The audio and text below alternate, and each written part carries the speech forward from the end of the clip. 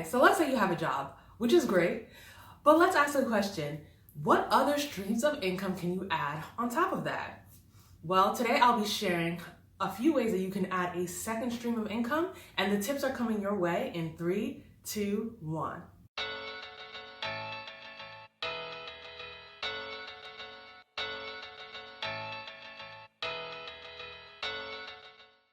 Hey guys, and welcome.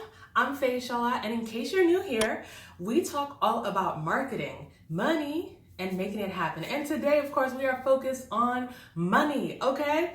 Now, if you're new here, and if in case you missed it last week, in part 1 of the series, I discuss how you can structure your day job to make room for more streams of income, all right? So in case you missed it, I'm gonna leave it in the cards above so you can go up and just watch the entire playlist together, but make sure you watch the entire thing because I'm talking about multiple streams of income broken down into parts, all right? But today, we are moving on to part 2, where we are talking all about starting a business, all right? Not to be confused with a side hustle, but a business that pays you dollars, okay? So, what's the difference between a business and a side hustle? Let me just explain that to you. Now, when I started my business, I was, fresh out of college, probably about 1.5 years out of school, started my business, and I started it mostly just to be busy and to learn, and, I just like the prestige of saying that I own a business. But because I always looked at it as a side hustle, I always looked at it as something that I did with my extra time. And I always looked at it as something that wasn't my main stream of income or a major stream of income. I also didn't necessarily always charge what I was really worth. I didn't always save the way I should have. I wasn't paying myself consistently. And honestly, guys, I was spending money on things that were investments in my business that I didn't really need, right? So at the end of the year, when it came tax time, I'd say, man, I thought I made more than this, but I didn't, because I just wasn't as disciplined about my money, because I pretty much was just focused on trying to live off of my day job and treating the side hustle as this thing on the side.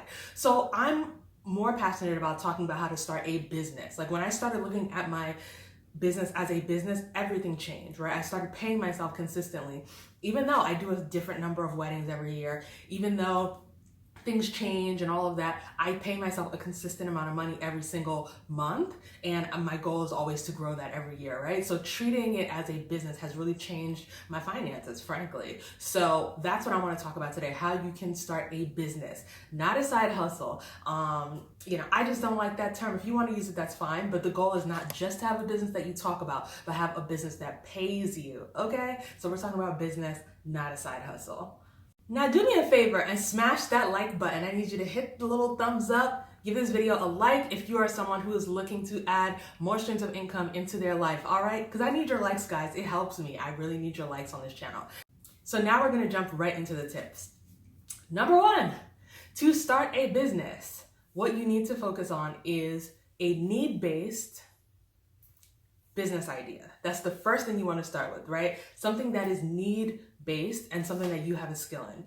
Now, for all of you out there, I have a freebie. It's linked in the description, but I do have a link to a freebie that I have on my website on faishala.com that you can download that will give you 10 business ideas that you can start and that you can run in your time outside of your day job, right? So I'm helping you out with some free ideas there, right? So you can always just go to the description box once you're done with this video, download the freebie. It's 100% free, doesn't cost you nothing but your email address, but it doesn't cost you any money, and you can download that and just get your juices flowing if you don't have an idea. But again, you need to start with something that is need-based.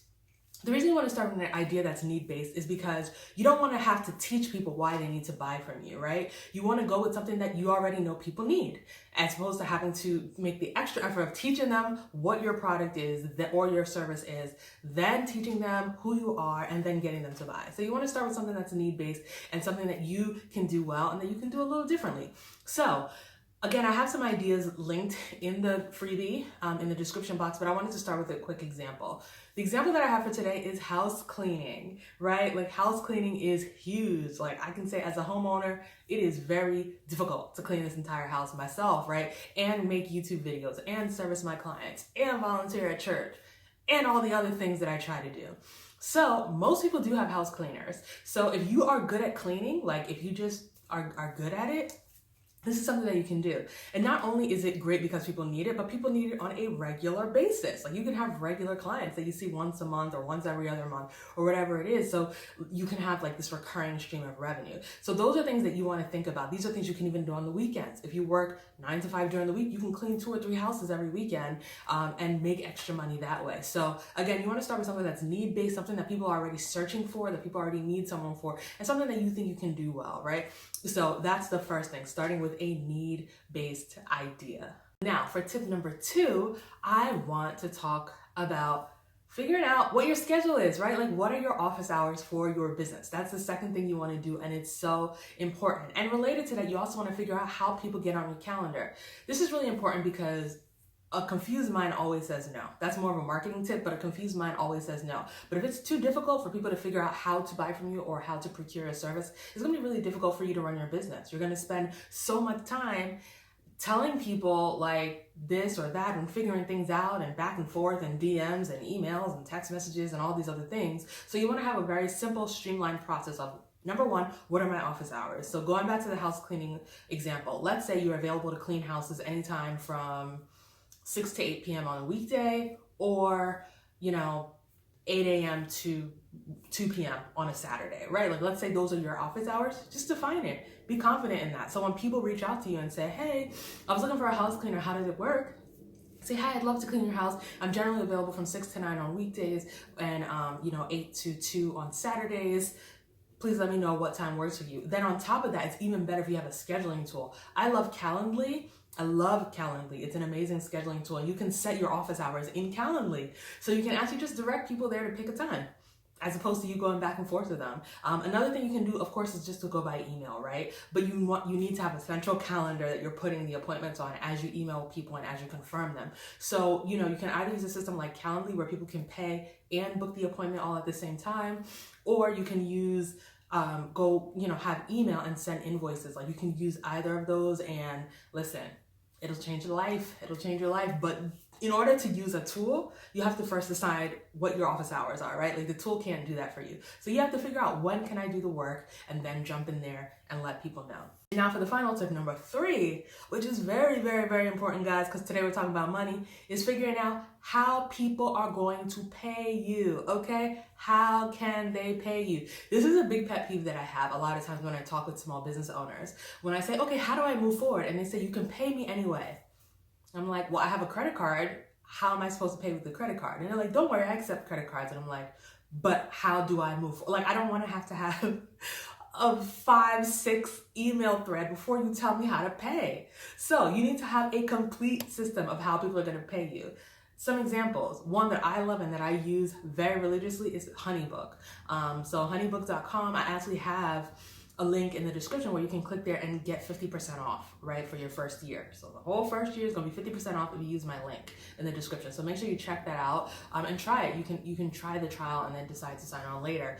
But guys, like, Honeybook is amazing because you can send out invoices. The invoices can have multiple payments. So if people are paying you for something in installments, you can, allow them to pay you in installments there. You can set up one-time payments there. You can set up invoices. You can have proposals if it's a more detailed service that, you have multiple bullets for what you're doing. You can have contracts, electronic signatures. And the best part is that Honeybook will follow up with people as your due date is approaching, meaning that you don't have to do it, meaning that you don't have to be the one to say, oh, hey, this is due or that's due. Honeybook will follow up for you. And if something becomes late, Honeybook will let you know that this person is late, and you can just click a button, which sends them a reminder. So it really streamlines a lot as opposed to you, having to think too much about it. Like, it will streamline everything. It'll tell you how much you've made every month. It sends you a report. Like, it's just amazing for filing your taxes, for making things easy for you to focus on the business side. So you need to figure out how people are going to pay you. Now, if you don't want to use Honeybook, some other alternatives are PayPal, right? PayPal.com.